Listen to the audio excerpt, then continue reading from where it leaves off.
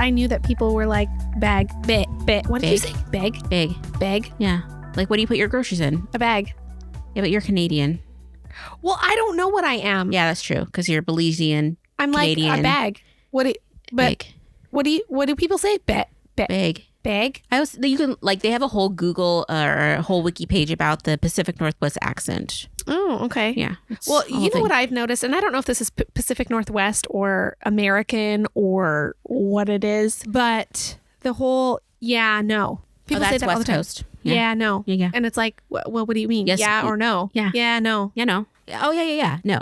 Yeah, no. I actually just did a thing about this with my English development class where I broke down the yeah no's and the yeah no's, or oh yeah no yeah no. Because what are you even saying? Saying basically yes or no. you're saying, but what you're really saying when you say yeah no, you're saying no. Yeah. No. Yeah, you're right. I remember noticing that and thinking that's really interesting that like I noticed one person saying it and then I noticed another person saying it and then another and then I just realized that everybody does it. Yeah, that it's kind of It's very West Coast. It must be. Mm-hmm. Is that what it is? What they don't do that in other parts of the United States. They do, but I think it's West. It's very like West. It's like it's very it's Valley Girl. It's like California talk. When I was why does my 14-year-old boy who lives in Eastern Washington say like here all the time? Yeah, because it's West. It's just West Coast stuff. Oh, Pacific. Like Washington, Oregon, California proper. How many likes do you have to edit out of our podcasts? For me, 1,000. Last week it was really hard. And this is me. Like. Yeah. So many times. Like, yeah, no. Like for sure, dude. It's awful. Anyway. Welcome to Like the Spoon. Oh wait, I just messed it up. We're back. You cannot. You can't mess it up. I literally was talking while you were doing it. Yeah, but it's fine. I can't edit it out. You're a pro editor. Oh my gosh. Okay. I don't know what you do. You work the magic. Okay, we are really starting. Okay. Date thoughts, first dates, worst dates, dating advice from a loser and a longtime married person. Don't call yourself a loser. I'm a loser in love. I'm cool with it. Like losing in love sometimes is winning because there's a lot of crap out there. I could see that. Yeah. I would much rather be by myself than be with some of the people I've seen. I don't know. Some of my friends' husbands, I'm like, oh, that's special. Glad I did not get married. Yeah. I mean, I can see that sometimes. I mean, I'm married and sometimes I still be like, yeah, that's terrible. That's a terrible thing to say. But there are days where I'm just like, oh, what the heck? It's real. Like I had a friend recently tell me, she's like, sometimes I look at your life and I'm just jealous because you're just home by yourself, quiet, doing whatever you want. I'm like, yeah, it's freaking amazing. Yeah. I'm hungry and I don't want to cook. I eat popcorn, watch a movie, live my best life. Yeah. Oh, there's dirty clothes on the floor. Guess what? They're mine. I don't care. If it was someone else's, I'd be like, get that up right now. You know what I mean? Like, yeah, I can imagine. Yeah. There's an old like Sex and the City episode from back in the day where they were talking about your single self behavior type of thing. Mm-hmm. And one of the girls, she liked to look at her pores really close in the mirror and like pluck eyebrows and stuff. And another girl, it was Carrie. She liked to put like Vaseline on her hands and put gloves on top and then eat like Ritz crackers in her kitchen while like reading, a fashion magazine or whatever. And I'm just like, we all have those little things that I can't even imagine doing some of the weird stuff I do in front of another human. I can't even imagine. Like I sometimes look up. Like what? You need to tell me. I don't even know. It's just like I catch myself singing to myself all the time. And a lot of times I make up songs on the fly. So I'll just be like cooking in my kitchen and it's really bad. If I don't have like music on or a TV show on or like YouTube on my iPad while I'm cooking or something, guess what? I'm just going to be freestyling about what I'm doing. It's ridiculous. I think that's really cool. I wish that I could witness that. It's actually, sometimes I come up with stuff. I'm like, that was amazing. I wish I would have written down because that could be the next Hamilton, except it's just me cooking in my kitchen. So yeah, that's one of my things. I don't know. What are your weird traits and behaviors? Well, I don't know. I have to think about that. I wasn't prepared for that question. Well, I mean. Okay, let me think. I do a lot of dancing. There you go. In my house, but I have witnesses all the time that see me. My family. And then also windows that don't have curtains. And then anybody walking by can also see me. But you know what? Yeah. I don't know. I don't care. I don't. Yeah, you can't. I'm a naked person. So in my house, when I'm by myself, like especially after showers or. Wait, is the chair I'm sitting in? Do you sit in this naked? I would never put you in a chair that I sat naked in without wiping it down. Okay. So you're fine. I like how you added the without wiping it down. It's a leather chair. I'm not going to sit like, right out of a shower. It'd be there'd be chafing involved. But I love like when you're out of the shower, it's like you just get ready for the day or ready for the night, depending on like, when you shower. Yeah. And it's just like, I just like to be naked. And then I do like little naked people dances and it's just a good time. Yeah. Like you wouldn't think it. And I think it's really sad because I think women, a lot of times we have a lot of pressure on us to say like, be a certain way, look a certain way, and always be presenting for, men about like it's like that male gaze thing. And it's really kind of amazing when you can just stand imperfections and all. Like right now I'm not happy with my body. I'm kind of at war with it, being like, listen, I know COVID was rough, but I need you to get yourself together a little bit. But I'll just stand there and it's just like, full glory. Yeah. Every little bit out, and it's great. Good for you. Just look at it all. Yeah. I mean, I'm not looking at it. I'm just getting ready. And also, this is such a weird conversation. Let's change the subject. Heck no. Let's make it more awkward. And speaking of awkward, yes, it's Valentine's Day. Oh, it's Valentine's that's Day. Right. It just makes me think of all the young love I used to have, all the dates I used to go on when I was younger and actually cared. And yeah, I just was wondering, like, maybe we should get into it about our first dates. Like, what were some of your best first dates? Yeah, well, I feel like I want you to go first because, okay, here's the thing. I have been married for 18 long years. Like, that's a long time. Yeah. So that's a human, like, that's gone through puberty. That's like graduate high school. And so I feel like I have to think, and I have a terrible memory, which I think that we've established on this podcast at some point. Yeah. I mean, it's gonna continue to come up because it's true. And so I have to think really hard about first dates because that's a long time ago. And then, so I was thinking about that. I'm like, okay, first dates. And then I was thinking, well, I was like a teenager and a kid. Yeah. And that's fine. Okay. Those are the fun ones. Okay. Yeah, I have a good one. Okay. I have a few first dates. So my very, very, very first date ever was in 4th grade. And it was with this boy named Larry who lived down the street. And it was every year there was like a skate party that the whole school was invited to, or I don't know, maybe it was just the 4th and 5th graders. I don't know. But he invited me to it. I still have like the flyer that he wrote on it. And he asked me if I wanted to be his girlfriend.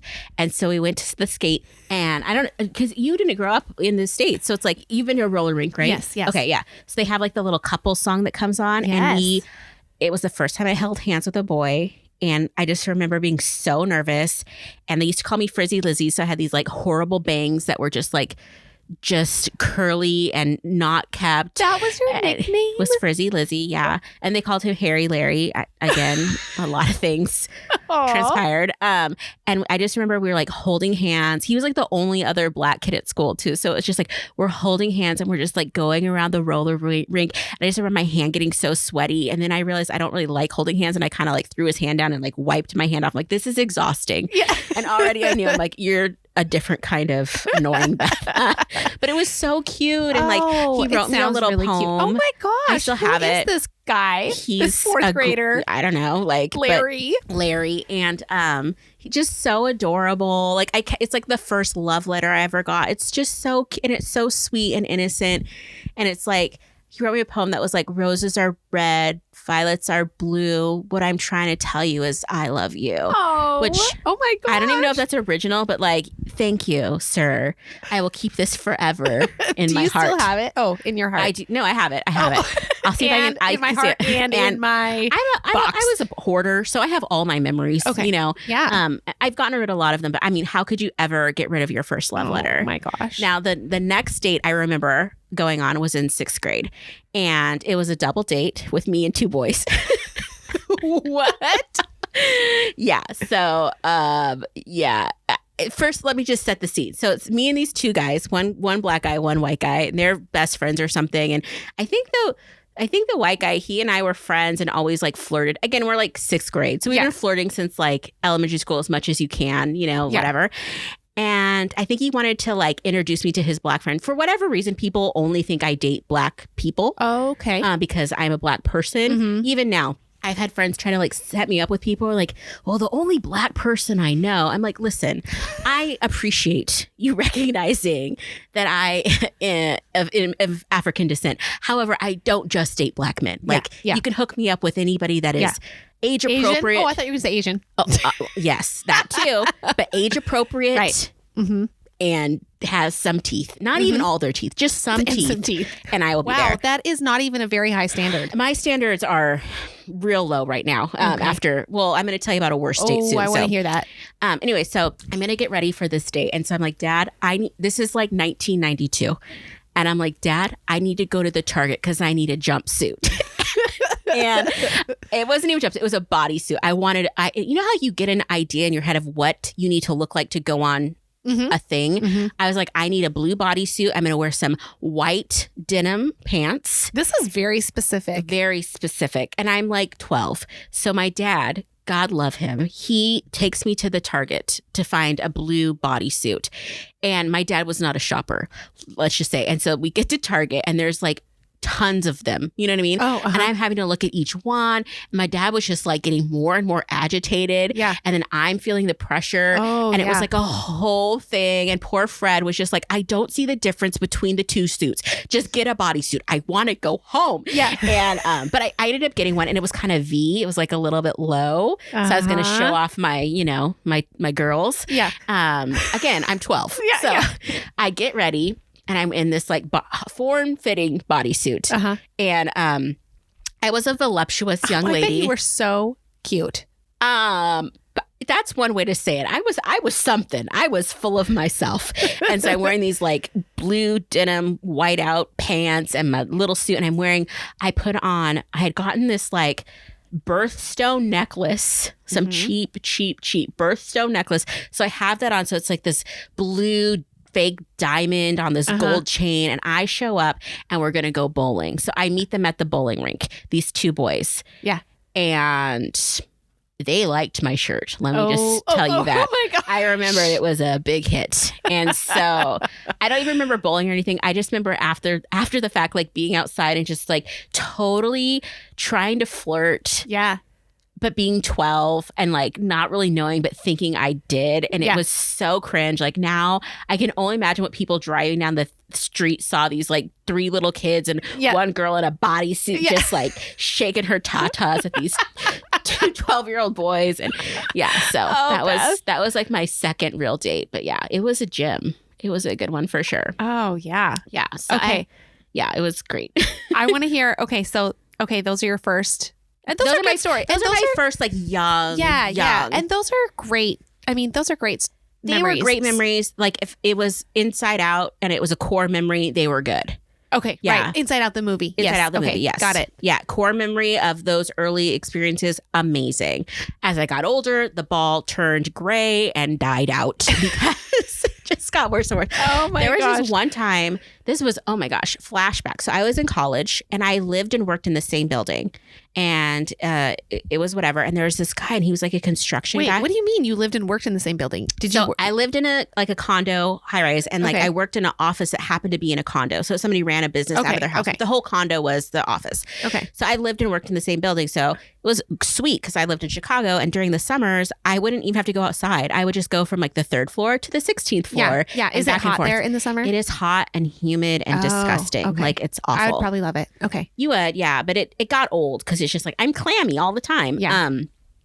So anyway, and I'm young. I'm like 19 years old. Yeah. And there was these construction guys working in the lobby. And I was like unaware of the fact that guys looked at girls, I guess, because I would just be You were very naive. I was very nice. I would just like, oh, hi, how are you doing?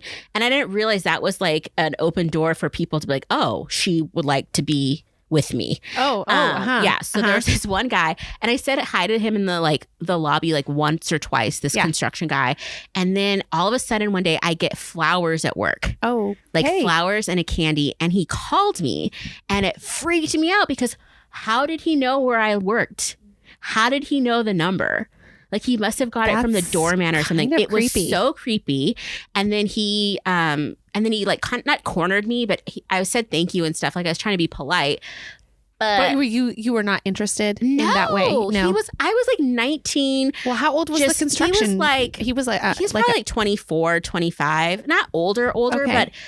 But not interested. You were not interested. I didn't even see him like that. I was just trying to be a kind person. Okay. And he was just like open door, like, this girl wants me. I'm going to woo her. And he was a short king, which is fine because I'm short too. But it was like, sir, you need to just calm down a little bit. So that was a nice gesture for him to send you flowers. A little bit stalkerish though. It was a lot of bit stalkerish. Like, because it freaked me out. You were not ready for that. I was not ready for that. And I hadn't had a conversation. No, we had just said hi in the halls. Yeah. That was it. Yeah, that's a little, what I mean? That would freak me out. And then it was like, hello, how did you get my address? And now do you know where I live? Because he sent it to my work address. That's really scary. But so I'm free. I'm just like, oh my gosh. And he ended up like stopping me in the hall or something. And I just said, like, thank you, but I'm actually seeing someone. I wasn't seeing him, but I was like, I'm seeing someone right now. And he's like, oh, where are they? I'm like, oh, it's kind of long distance or whatever. He's like, oh, like, I didn't know you could just shut men down. Like, I love Gen Z girls because they're just like, absolutely not, sir. Do not talk to me. Yeah. I'm like, yes, girls, do not put up with these men coming after you like that. So I didn't know because I was like, what's this? A guy's talking to me. He just wants to be my friend. Like, it was so sad. And send me flowers. Yeah, and probably not do nice things to me. Anyway, he was just like, he's like, oh, well, let's see how that works out. And He was like super like gross, aggressive afterwards. And I was just like, ugh. Like, now I'm definitely not interested in you. Yeah. Then there was another guy. Sorry, this is like... Oh, don't apologize. I love it. Flashback. Tell me. So another guy in that building, like I said hi to him a couple times, whatever. And there was so I'm dating myself right now because it was, there was a video like place you could rent DVDs from across the street from where I lived. And so I'm in there one day and I'm looking around and I was a movie you major. are a geriatric millennial, so it makes sense. It was just sad to say. It wasn't even a Blockbuster. It was like a local, place. And I'm in there and I used to always get all the like new releases and everything because I was a film student. So I tried to be like all, whatever. And this guy comes in, I've seen him before. I've said hi to him a couple times in the like hall and whatever, in the elevator, just being nice. And homie's just like looking around and then he like said, oh, how's it going? Like try to make small talk. It was, looking back, I was just oblivious. Every time a man tried to talk to me or hit on me, I was just in my own world, in my own lane, doing my thing and just like not aware of what was happening. And so he's like asking me out on the street and I'm just like, I'm like, I literally told him, I'm like, what are you saying to me? Like, that's how, like, it was so embarrassing. And so anyway, he's like, so are you not interested? I'm like, no. Fast forward. Okay, so he's seen me in the hall. He like followed me into the DVD store. He followed me down the street, asking me to go out. I'm like, I know what you're saying. Bye. He comes to my place of work. I don't know if it was by accident or not, but he's with his mom. How do all these people know where you work? I tell you, Beth. I'm pretty fabulous. I've had a lot of stalkers. Okay, but he literally comes through my lane and he's like, oh hey, and he's with his mom and his mom's like, oh, is this the girl you've been telling me about? I'm like, oh, sir, we have literally talked 3 times in our lives. Oh, he was like thinking about you. Smitten. Like, this girl's got good pheromones. Like, okay. And then one more from college. This is another good one. So my next door neighbor, like I'd seen him around. He's like my age. He's like a college age guy and I'm a college age girl. And he said, hey, I'm having like friends over for dinner on Friday. You want to come? I'm like, I was trying to push myself out of the box. The first 2 guys were black guys. This is a white guy. Not that matters, but I just want to say to everyone, I date universally. So if you have a friend, let me know. So he invites me over and he's like cooking like beef stroganoff or something. And I have to babysit later that night. And I get there and like, it's just him and me. And he's like, oh, my friends are running late. I'm like, okay. And so he puts in Apocalypse Now, which is like this really intense war film. I was thinking that's a movie, right? It's like that's a movie. Okay. So I'm sitting there and like he's making dinner. He's making dinner. This was your entertainment? This is my entertainment while he's making dinner. And I wasn't really talking and I don't really remember a lot of it. Watch this. Yeah. And I don't know if it's because I was a film student and said that. And then it slowly dawns on me, his friends aren't coming. And I'm just like, it was like a trap. It was a trap. And so then I slowly put the keys to my like apartment in my fingers. I'm like, this man's gonna come at me. I'm gonna have to like, ooh, you were preparing to fight. I'm gonna have to put a key in his throat. Oh my gosh. Like, I'm ready. So anyway, we eat dinner and it was not great. And so did he just ignored the fact that nobody else came? My friends they're not gonna make it. Like, no, I'm just like, okay, and no phone call. This was not gonna say, there's no texting or anything at that point. That's so what I was gonna say. So he just made it up. Yeah, he must have. Because, oh gosh. And then he was like, I was like, well, I have to go because I really did have to babysit. I was babysitting because I was always on that hustle. And he's like, oh, I can drive you. And I'm like, I think we spent too much time together. And the creepy thing is that our beds were on the same wall. Oh, of the condo? Of the condo. So our apartment shared a bedroom wall. Probably because I'm in there like talking on the phone and, you know, just like you can hear people rolling around. Not Beth, that I was rolling around. I'm so glad that you're alive. Girl, I was so naive. I feel and like so just like was a creepy. That was a creepy experience. I mean, all of them were totally shady. Yeah. So again, my early dating years, great. My like college dating years, 4th grade, 6th grade, like middle school through almost high school, pretty okay-ish kind of. But like college was super sketch. It was just like, and then they just got worse and worse and worse until like now they're horrible. So I can't even imagine trying to date now. No, it's horrible. No. I went on one COVID date. It was the worst experience of my life. Worst experience of my life. I didn't even think you told me. Oh my gosh. So I jumped on Tinder because I was super bored. And I'm trying to get better at dating apps because I don't do texting. I don't like texting. Yeah. I don't like messaging.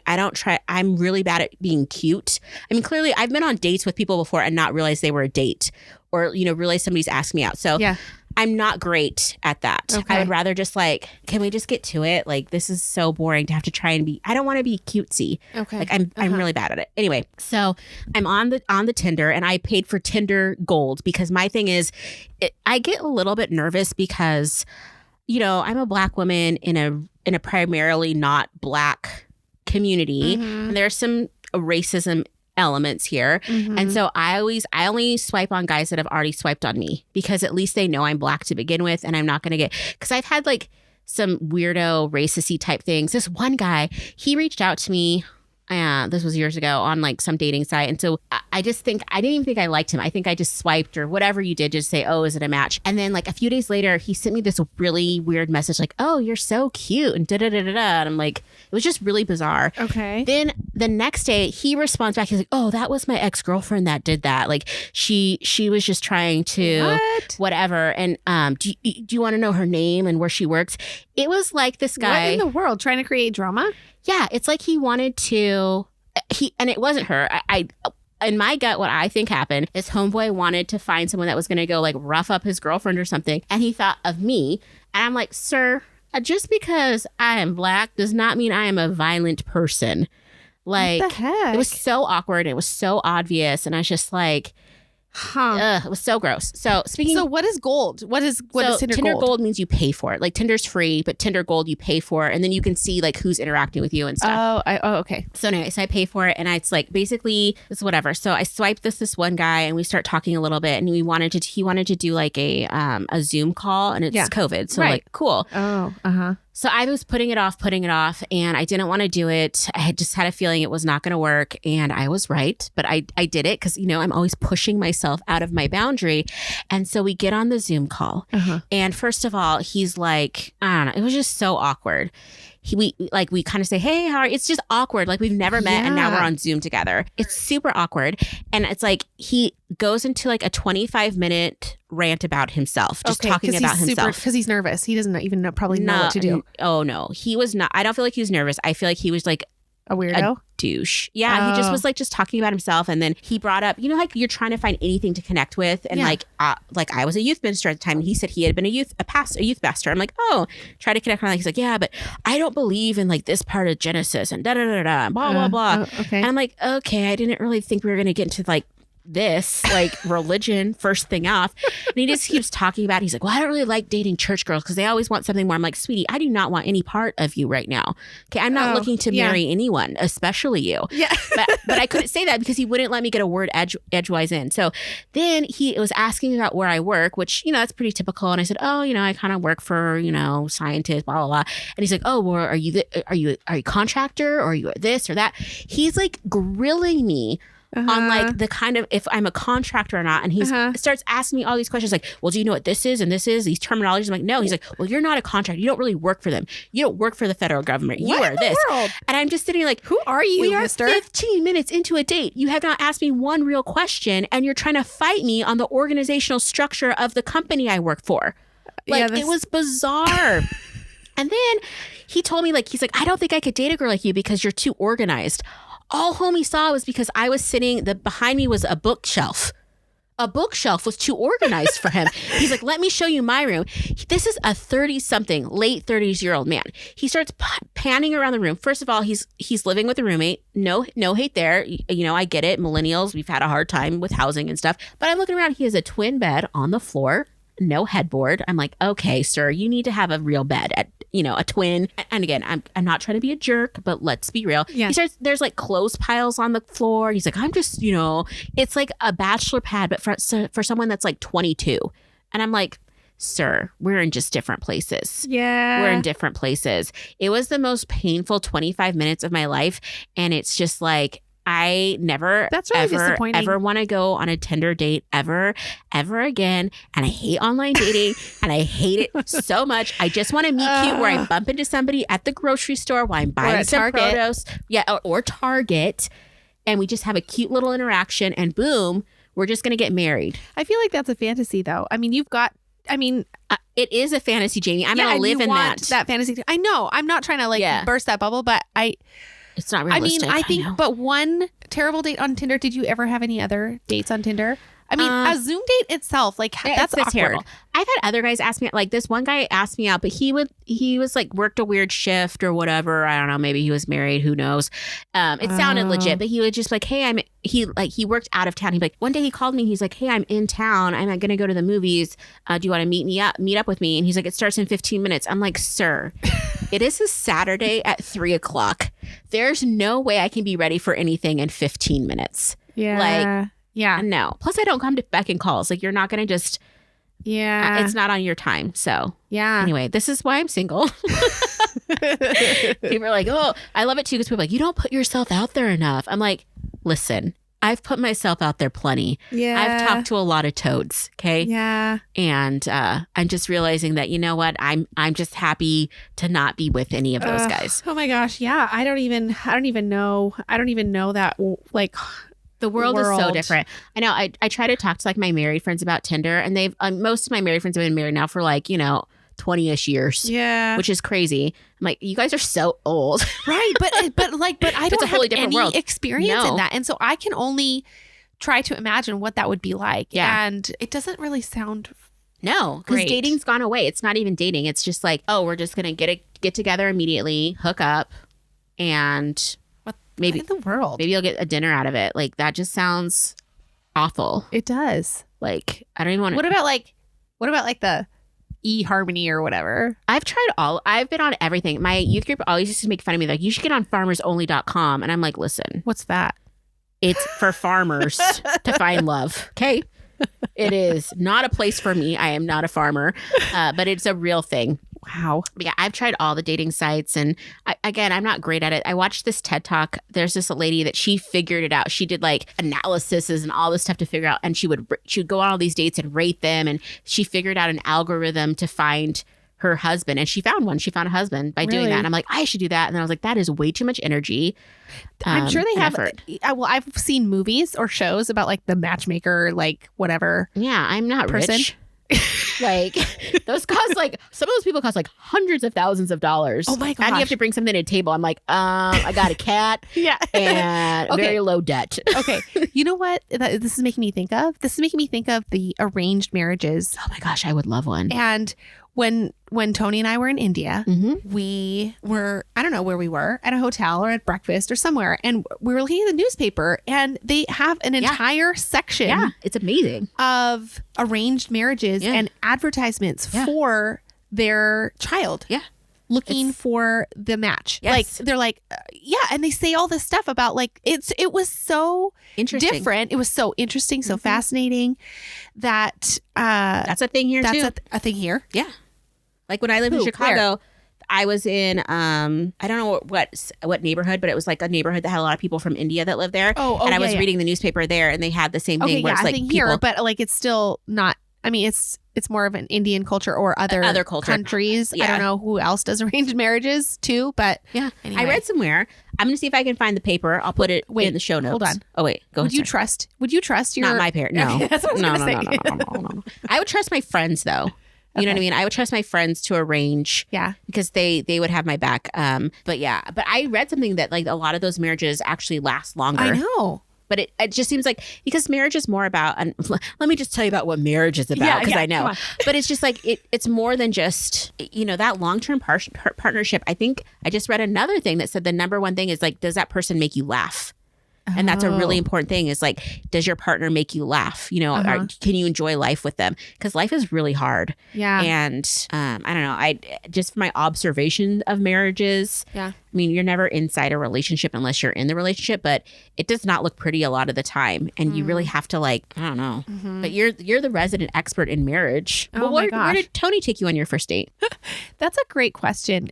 So Tony and I have lived together since the day that we met. So might want to explain that. So we have a unique story in that way. And when I met Tony, he had a severe case of pink eye. He had ran out of deodorant, therefore smelled real bad. He had just arrived from a foreign country and had a backpack, and that was all of his belongings. And he just was not attractive to me in any way. And so I totally let my guard down. I was like, oh, we're going to be friends, because I knew a lot about him and I thought he was a really cool person. And I thought I'd probably like this guy. And then I met him, and like I said, the pink eye, the smell combo was just like, And so, anyway, all that to say, I was living with his mom and he came home, because his grandma was really sick. And so he came home and I was there at his mom's house. And so I had a bedroom and he had a bedroom right next to mine.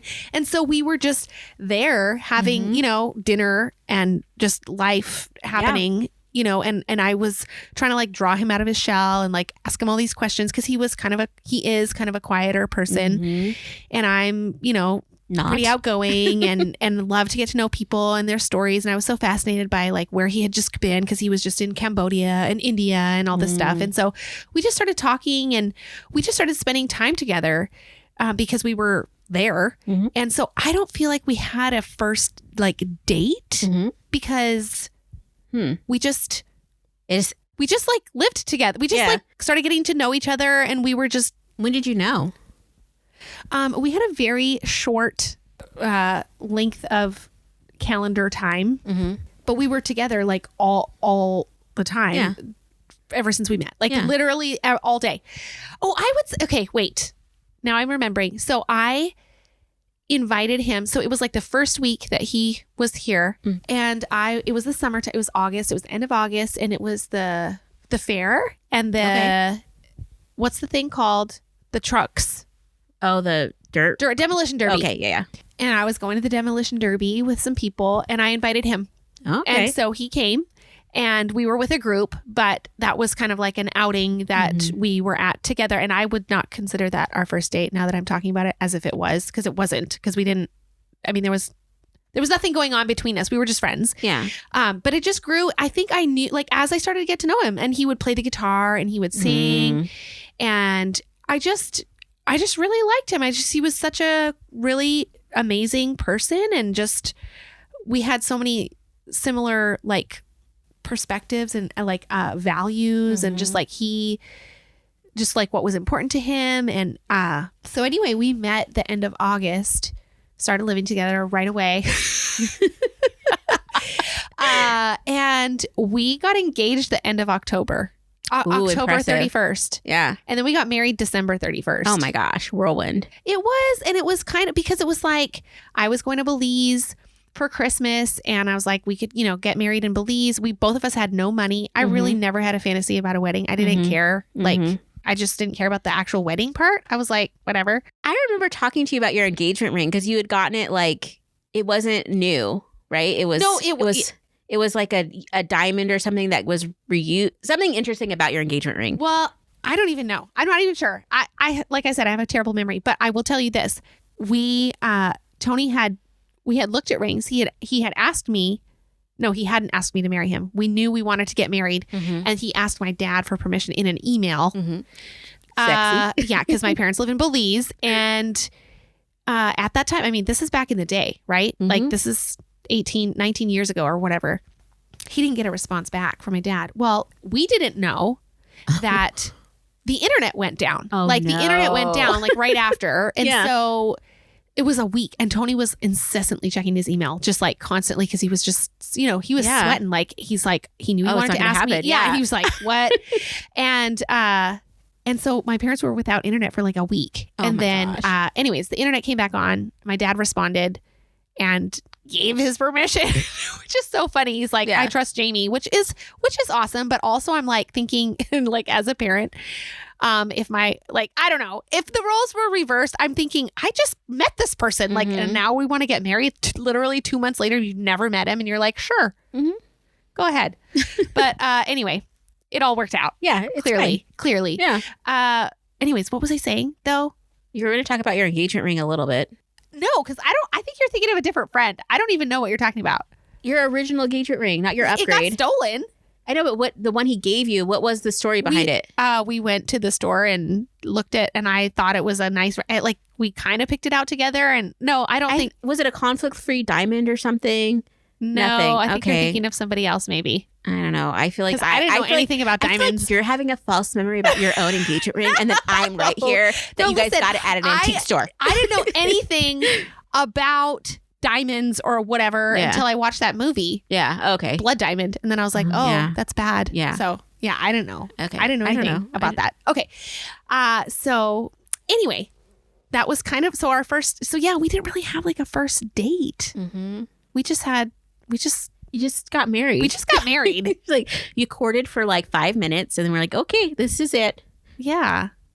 That's nice. I love it. I think I met you right after that. So you had you had a really beautiful wedding dress because it was like thank you. It was like a slip dress, right? It was. It was like really $50 at some, it wasn't like a wedding dress. But it was really pretty. Thank you. Yeah. It wasn't what I wanted because it was fine. I had tried to get it altered and it didn't really turn out. And so they had to and it didn't have a lot of time. Yeah. Right, we're on the clock, people. But I still have that dress. It's cool. Actually.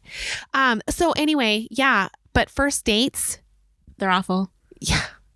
The thought of going on another first date right now just seems horrible. I would rather gouge my eye out. Well, and I think that's what I was going to say. The way that happened, that was so many years ago. And, that's been my life for so long. But to think about how different it is now with the whole dating world. And I mean, I'm sorry. It's so painful. And then when my friends are having problems with their husbands, just stick it out because it's real ugly out here. Unless they're a total horrible person that have no redeeming qualities or they're abusive or whatever, obviously. But if they're just kind of annoying at times, just stick it out. Yeah. Because I would agree with that. It's real bad out here. Yeah. Ugh. Which would, as I'm saying that, I'm hoping that I'm not part of the problem. You say, oh, it's bad out there. The dating pool is horrible. I'm like, I'm in the dating pool. Am I horrible? I'm like, no, I'm a catch. And maybe that's my problem. You are a catch, Beth. Yeah. I used to tell myself that all the time. I'm like, I'm a catch. Who wouldn't want to be with this idiot? And then I'm like, cool, I'm going home by myself. It's fine. Well, I don't know. I feel like now, this season of life, we're in our 40s. And it's so different vibe. It's different. So most of the people that you're going to, want to actually, or age appropriate, I would want to say. Baggage. Sorry. Exactly. That's what I was going to say. They have kids and an ex-wife and or a baby mama. And it's I ain't got time for Crazy. Yeah. And I can't believe how the time has gone by. Like, what the heck? Girl, I look up every day. I'm like, how the heck am I 41? Yeah. Like, the other day, I'm like, how old are you? I'm like, 40. I'm like, dummy, you are 41. You're going to be 42 this year. You got to get your life together. And then I'm like, it's overrated. I'm still young at heart. Until I try to get up and I go, ugh. I did that the other day. I was like, hanging out on the floor with my cat, which that's sad too, is that like the problem of having a cat in your 40s, it's very like... What do you mean? What's the problem? There's like a stigma. I almost got a second cat. I'm like, you can't get a second cat until you have a boyfriend or partner, because it's like, that's Kathy territory. So, but yeah, I was playing with the cat and I got up off the ground. I like hoisted myself up, like using my knee, and I was like, oh, a big grunt. And I was like, okay, we can't be grunting yet, because that can't be on our dating app. Like, grunts when stands up. Are you on any dating apps? No, but I'm coming up with my new like profile, and I've decided I want my headline to be "In Search of Dan Connor," which Dan Connor is the fictional character of Roseanne from the 80s, and it's this working class, family, and he's just super loyal. Is he the dad? He's the dad.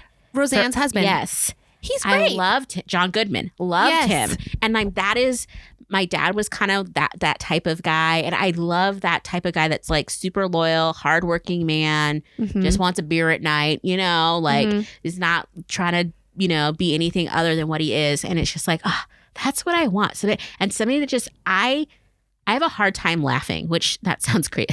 I have a really hard time laughing. It's like a clinical diagnosis. It's not that, but like, and I don't want to sound like a jerk, but a lot of times I don't find a lot of people funny. Like you just go, yeah. It's not that funny. Dumb. But it's like, those people that just crack you up. That's what I want. And I look at Dan and Roseanne Connor, and that's what they did. They cracked each other up. And I think that that's really what I want. I just want somebody that I can laugh with and like just do like the mundane, boring stuff of life and just enjoy just being each other's company. And that doesn't bring... Again, I don't need your money. I mean, I don't mind it though. Yeah. You need to have a job, sir. Yes. I told somebody recently I want to be a dink soon. They need to have their own money. Yeah. Yeah. Okay. Yeah. What did you just say? A dink? Yeah. What does that Dual mean? income, no kids. Oh. That's the best thing to be. Like I'm a sink right now, but I want to be a dink, because then you can really just like live life. Oh yeah. Yeah. Like I'm like, if I had another income plus what I make, I'm like, I would be living, I mean, not like Bill Gates, obviously, but I would be living like going on an international trip once a year. Yeah. I think I'm right up his alley. So anyway. I think I'm funny. I think you're funny. Anyway, so yeah, I'm working on my dating profile. My dream would be to just be like meet somebody more organically through like friends. As soon as like COVID starts really lifting, I know I'm going to be out and about more and just trying to be more sociable. Oh, hey, guess what? Do you have a black friend? No. No. But so, okay, I was going to tell you this. I guess we'll just tell you this now. So this week, so I'm planning an event for my church. And so I was looking for a salsa teacher, because it's going to be like a salsa event. Okay. So I'm looking for a salsa teacher. So I find this couple, I'm talking to them, and they teach classes. They teach dance classes at the Richland Community Center, and they have a new dance class starting that night. And I was like, I totally want to do it. And they said it's the kind of class that it's not like a drop-in class. So it's like, and it builds like, okay, it builds. Okay. Yeah. So it's like an entry point is now, and then the next entry point is in May. And I was like, dang, I don't want to wait till May. So I text Tony and I was like, hey, do you want to do this dance class with me tonight? And he said, yes. And I was like, oh my gosh, I love that's you, amazing. Tony. Yeah, it was amazing, because he had just worked, over 12 hours and I didn't expect him to say yes, but he totally said yes. And I was like, okay, we're doing this. Yeah. And so we went. And let me just say, I was blown away how many people were there.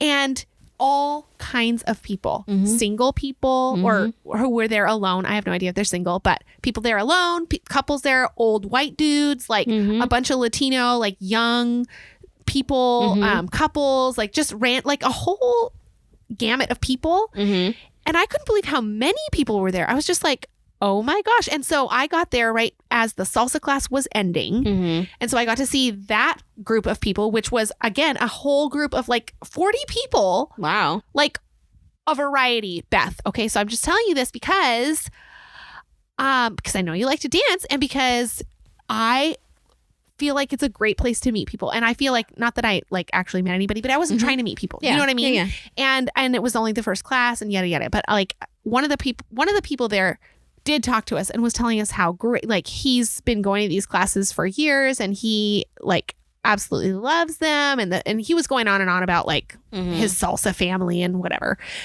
So I know there's places. There's places. And I just was impressed with actually how many people were there and how many appeared to be single and just doing that on a Tuesday night, like taking some bachata lessons. Like, hey, because what else is there to do in town? But I see, and I feel like as far as like being in a place where you can meet new people, like, because I just kind of do the same old thing, but this was something different and new, and I was like, oh my gosh, like, so yeah, I think that's really the key too, is just like getting out of your bubble to meet other people.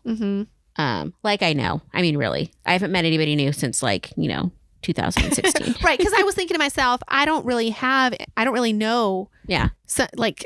A lot of single people. No, I've given up on all of my close friends. But hey, I'm probably going to meet some at the bachata class. Yes. So I'll let you know. Yay. Well, here's to dating in the 2022. Yay. Oh, I don't know. I mean, I think, I mean, it can only get better, Beth. I mean, I would hope it can't get much worse, but you never know, Yeah. It's something to look forward to, I guess. So there you go.